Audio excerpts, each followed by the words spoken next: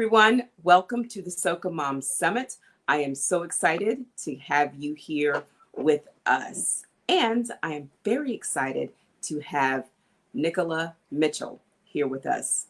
Now, we have not been on screen together for what, 7 years? Now, it's been probably at least 7 years. I just said that. 7 years. Yeah, it's been a while and I missed you. So I'm looking forward to this conversation. I miss you too.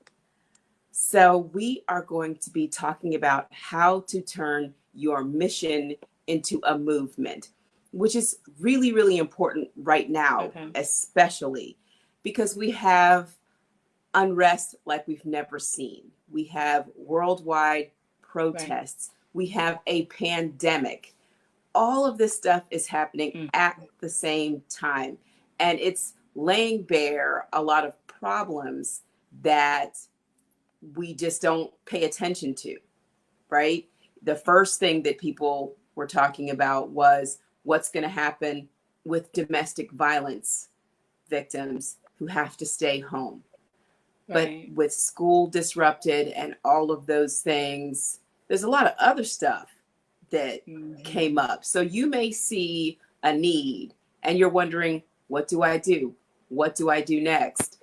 And Nicola is here to inspire you, to tell her story, to tell what she did to start her movement. So please introduce yourself to everyone. Hello, everyone. My name is Nicola Mitchell. I am a writer, I am a publisher, and I'm also the founder of Girls Who Brunch Tour. With Girls Who Brunch, we take girls ages 9 through 17 and we give them a girls empowerment conference. We take girls who are at risk, girls who are in group home, girls who are in foster care, girls who have been rescued from the sex trade, and we team them up with girls who are from a better circumstance and let them learn what unity, sisterhood, and friendship is. We teach them STEM, we teach them self-esteem, we teach them human trafficking awareness, and we just let them have fun at the same time. So as of date, we have serviced 8,000 girls in 21 cities across country, and we've been in existence for 5 years. That is fantastic. That is such an amazing mission to have all the girls aware of what's happening. So that is so, so important. Can you tell me what it was that happened that made you say, I'm doing this? Because you have a full career, right? Probably several careers, several times over. So it's not like you were bored, like you didn't have anything to do and you're like, what can I do with my time? You didn't really have time. You know, you're a mom, so you've got a lot of stuff to do. Right. What is it that made you say, that's it, I'm doing it? It was a couple of factors. First, I was an at-risk kid. I had my first child when I was 15, 5 days after my 15th birthday. I was raped 4 times before the age of 16. The first time by my choir director, which is what led me to have sex, because I felt in my 14-year-old mind, I thought that was going to make everything go away and be normal. So I was that kid, the girl that people wrote off because she had a baby, the girl that people stated, oh, she's not going to be anyone. I was her. So I had to prove everybody wrong. And there was someone that believed in me, Dr. Sullivan from the Upper Bound program in Las Vegas, who did not give up on me and was like, no matter your circumstance, and you have this baby, you're going to go to college, you're going to be somebody. And so I always told myself, no matter what, I was always going to give back and things like that. So when I wrote my first book, I used to try to do things before that and no one took me serious.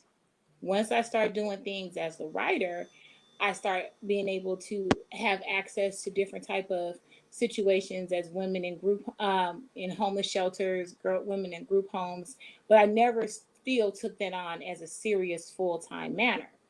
So I told myself, I'm going to do this. I'm going to see girls. I'm going to, take on girls, but I never had the time. In 2016, I was pregnant. I was 7 months pregnant, and my son died. lost the baby, and then my mother died 2 weeks later. And so that was just like one of those things that's like, you know what, life is too short. And then a month later, I went to Charleston, South Carolina, and I was hosted by this book club for their retreat. And there was a book signing in Barnes and Nobles, and there was an organization that brought girls in from the Gullah Islands. And those babies never even knew in 2017 at that time, 2016, that pizza came in a box. So I was Wow. like, okay, this is crazy, you know? So I kept saying, I'm going to come back. I kept saying, I'm going to do this girls event. I'm going to come back. And the rest is history. I went back to Charleston. I met up with that organization, and I met someone from the school board. I met all these people in just like this one sitting. I got connected with the school, which was across the street from the community center. And I didn't even have a name. I'm like, okay, we had a date. I didn't even really have a format of an event. So I took what one of my book launches would be and just added on classes. And that's where it was birthed. So from there, that first event, I was only added 3 cities to my tour, my regular book tour. And when you make plans for yourself, God laughs with you and tells you that he has the complete control. And in that first year, we end up having 9 cities that we went to. That first event, we had over 250 girls there. So I wasn't prepared for that. I was like, whoa, okay.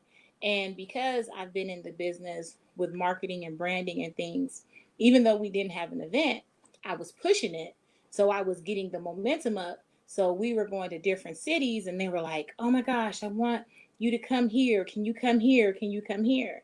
And we just start going everywhere. And being there, I've learned that what I thought was a problem for me, these kids have been going through way, way more than me. So it's taught me, and it made me like I still write books. I'm still a publisher. I still have clients, but my main goal and purpose has been Girls Who Brunch. With that time being so hard for you, how did you find the energy, the emotions to give to at risk girls? Because that's a lot. You know, the stories are a lot to process.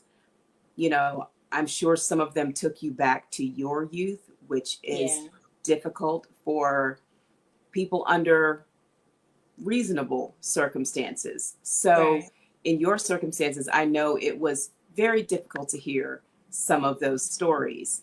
Hmm. How did you find the strength to do that, to take on this huge project?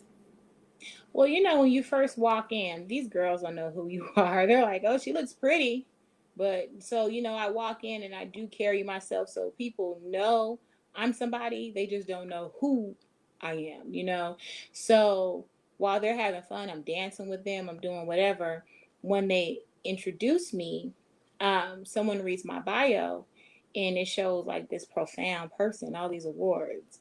Um, Black Enterprise, things like that. And they're like, oh, who is this lady?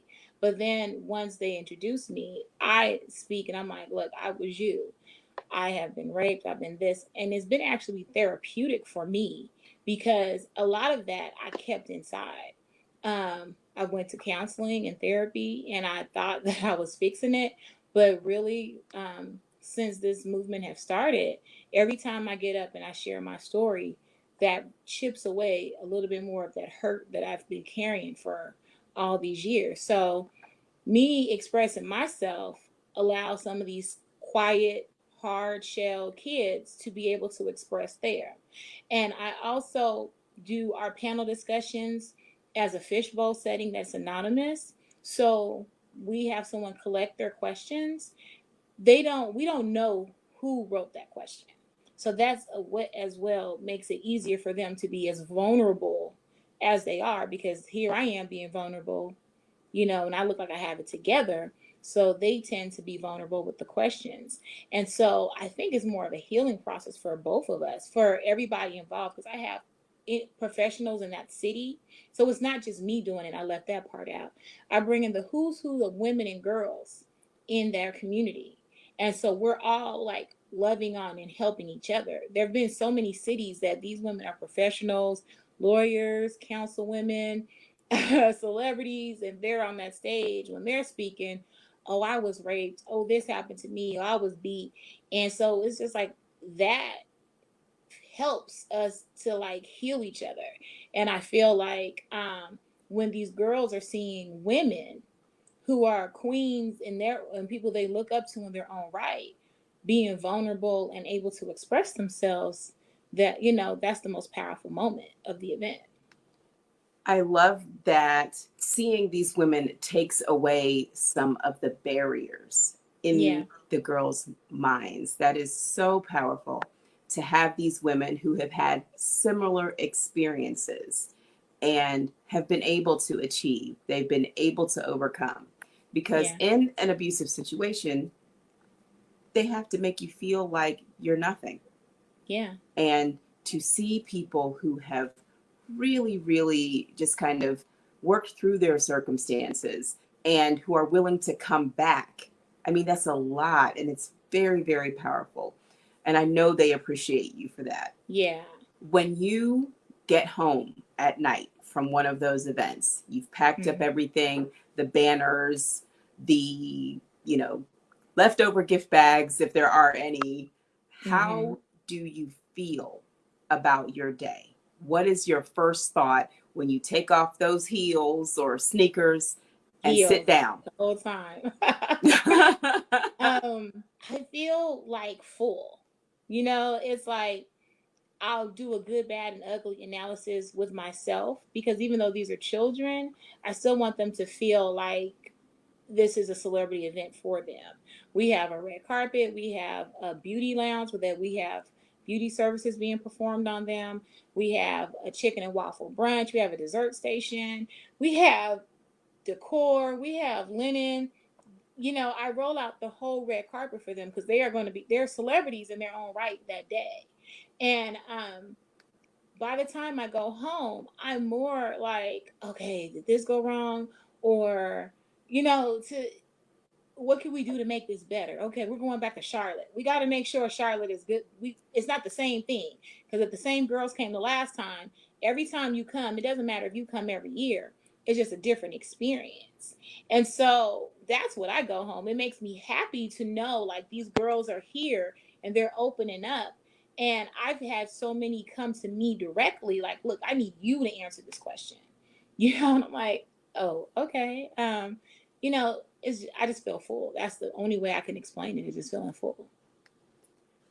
When we talked about everything up to this point, we've talked about the problem, we've talked about Mm-hmm. where the passion comes from.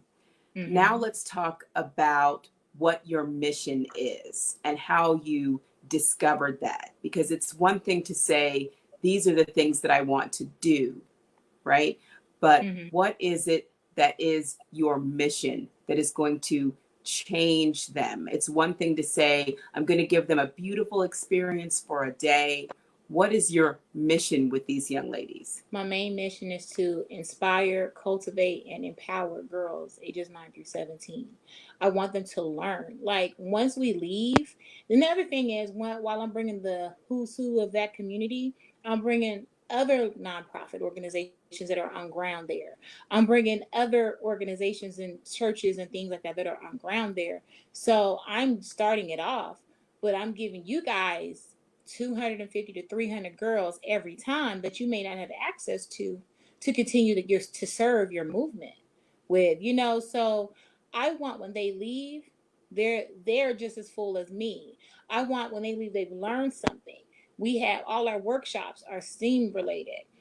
We they get prizes. So when they come, I give them raffle tickets and they have to dance for their prize. And with that, that's making them have to get outside their box and speak to somebody, because you may be nervous or scared to come to the front, but somebody else may come dance for you. So we make them do that as friends. And when they go to class or sessions, whoever they came with, they can't go to those sessions together, and they're broken down by age.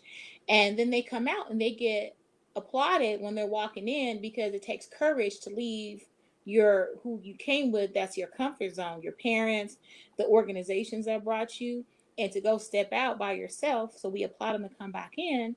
But then we also award them for knowing what they learned, to be able to tell us what they learned. They have to know their instructor's name. They have to know the name of the class and at least one thing that they learned.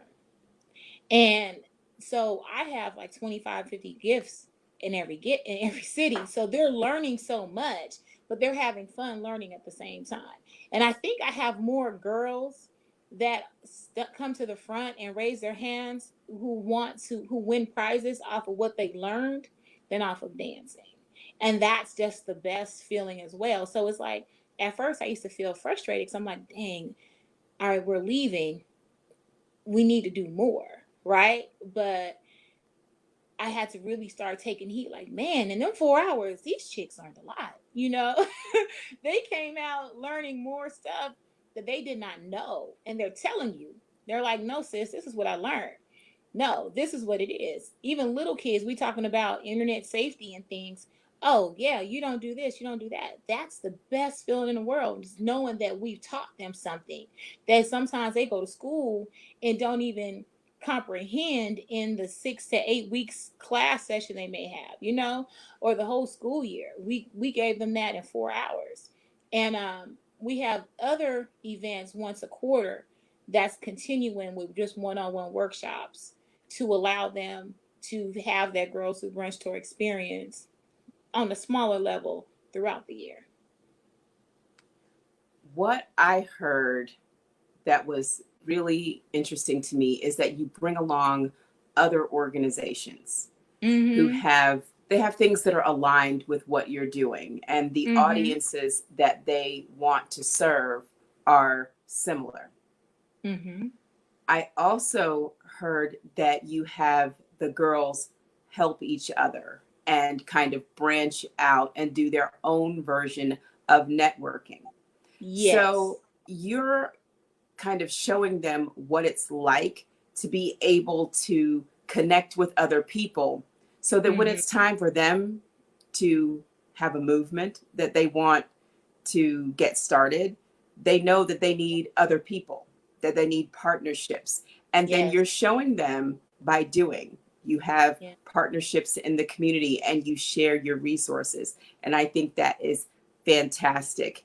Tell me what it was at the beginning that let you know that you can't do this by yourself, when you were coming up with the idea and you're seeing how big this could really be. What was it that says, okay, first thing I've got to do is go get some help? Well, that was always number one, because like, dang, we're going to do it in how many cities? So in every city, we have a committee chair. And our committee chairs tend to be leaders of different organizations. So like an example, in Indianapolis, we have 6 committee chairs, right? Demetria, she's the founder of Rossi. That's a nonprofit. Lavon, she's a founder of We Are Hype.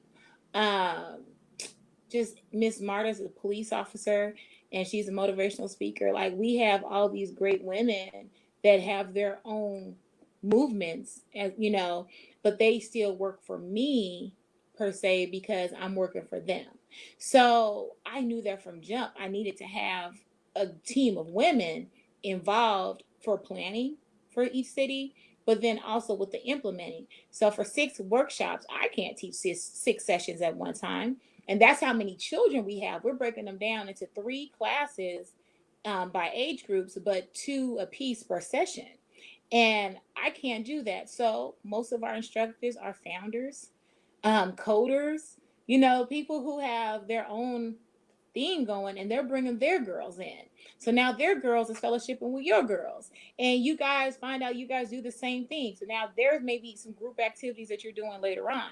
But I always knew that when it came for me as to become Nicola, and to have touched as many people as I've done in the book world, I couldn't do it alone. So I just used those same tactics with Girls Who Brunch.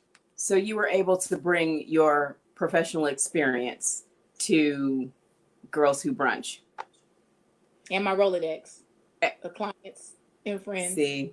Sis, I'm coming to DC. You want to speak? See, if you find yourself in Chicago, please let me I know. will be in Chicago in October, and you could be on the lineup, girl. See, you Yes. just gotta let me know.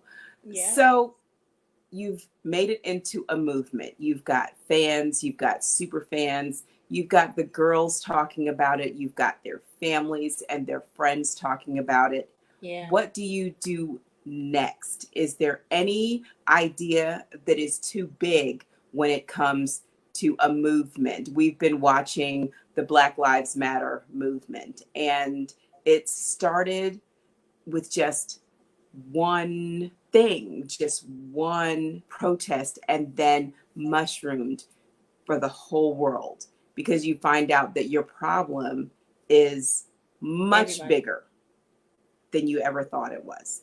Do you see this as a global idea? Is there anything stopping you from making this a global movement like Black Lives Matter? The only thing that's low key stopping me is funding, but I've never had funding. From the very first event, I never had a budget, I never had funding. I just created, and by the time the event takes place, everything is paid for. So I know God has me with that, right? And I'm from Jamaica, so you're telling how to make fashion.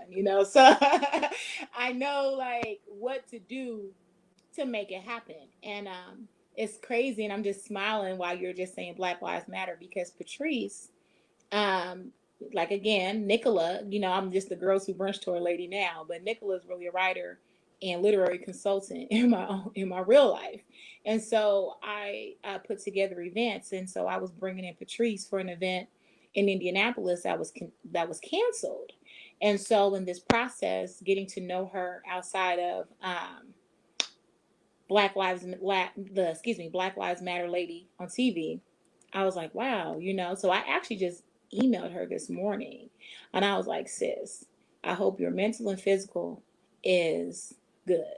I'm going to continue to pray for you, and I'm proud of you. Because to see that they put Black Lives Matter Parkway where the president resides, that was like the biggest thing for me. And I was like, I am so, so, so, so proud of you.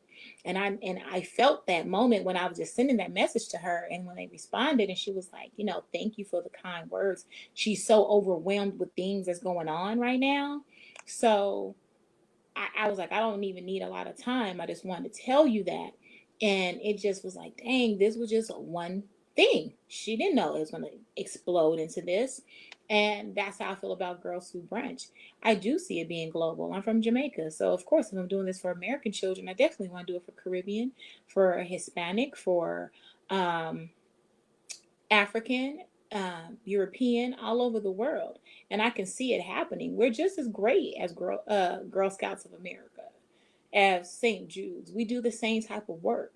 Make a wish. We work that hard, just like that. So I don't see that it cannot happen. The Bible says prayer without work is dead. So it's like as long as I'm praying and as long as I'm working, I see that it's going to be like that. My goal is to be able. We have our weekend of giving, and we have our 10 shoes and tutus gala, our celebrity basketball game for authors versus actors, and our day conference. And we bring in all the girls around the country in, and they get to meet each other and fellowship with each other in Atlanta for the weekend. And that weekend, I can see it being like an Essence Festival with just kids, because we have performers, we have all that for the regular conferences. So I want to be able to do that, have major speakers on a major platform, just a full festival. And that's my ultimate goal of where I'm trying to have Girls Who Brunch go. And I see it happening. I see it. That is wonderful. And I definitely could see this as big as a Girl Scouts of America. I can see it. So as we wrap up, Mm-hmm. we're in this situation. It is unprecedented. And let's just be honest, it's ridiculous. None of this Right. makes any sense. It's like the worst sci-fi horror movie you could ever put together, right? So all sorts of things are coming out of this, and we're seeing all of the problems. So someone comes to you They see a specific problem that they want to solve. If you could give them one piece of advice, what would you tell them about turning their mission into a movement? The only way that we can expect change is if we in turn become the change maker. From day one, in my mission statement, it says, thank you for being a difference maker in your community. And that's all it takes is one difference maker. So if we have an army of difference makers, like what would this world be? So if you came to me and was like, Nikki, Nicola, Nick, whatever you want to call me, I want to do something. My thing is like Nike, just do it. I don't care what your budget is. People overanalyze things. I didn't have a budget. I'm serious. I had no budget. None. None. But every kid eats. We have enough food. We have enough gift bags with hygiene products and things. We get donations. We get people that just love on us. So people just need a leader. Everyone is not meant to lead. They were not built to lead. But if people see you lead, and you're doing it the right way and righteously, you're going to get people that's going to help, assist, and follow.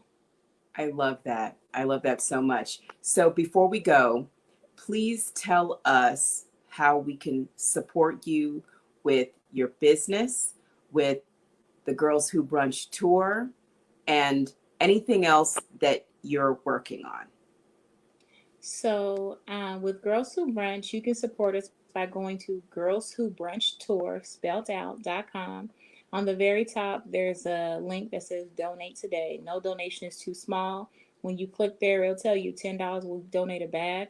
$100 will donate 10 girls to attend the event. At the bottom of that same page, it says be involved. If you want to be a speaker, you can sign up right there. If you want your daughter to be an ambassador, you can sign up right there. The biggest thing that I just ask is just be involved. With me, you can find me at IamNicola.com, and I perform literary services. I help publish books successfully. I speak in regards to how to publish successfully, how to blog your business, just whatever different topics in regards to media, social media, books, philanthropy. I do speak on that. You can follow me at MZ_Nicola, and that's NICOLA on Instagram. And on Instagram and Facebook, it's just Girls Who Brunch Tour. Thank you so much for being here and talking with us about what you do and Girls Who Brunch Tour. That is an amazing, amazing movement. So we are out of time. Thank you for joining us for this session on the SocaMom Summit. I hope that you have enjoyed all of the sessions so far. We have more to come, so stay with us. And make sure you go to SocaMomSummit.com, look at this session, and you can find out all about Girls Who Brunch Tour. You can find out all about Nicola and everything that she's doing. It's pretty amazing. Okay, we couldn't even get it all in 30 minutes, but it's pretty amazing. Okay, so I'll see you later. And Nicola, thank you again. Thank you, Queen. Bye.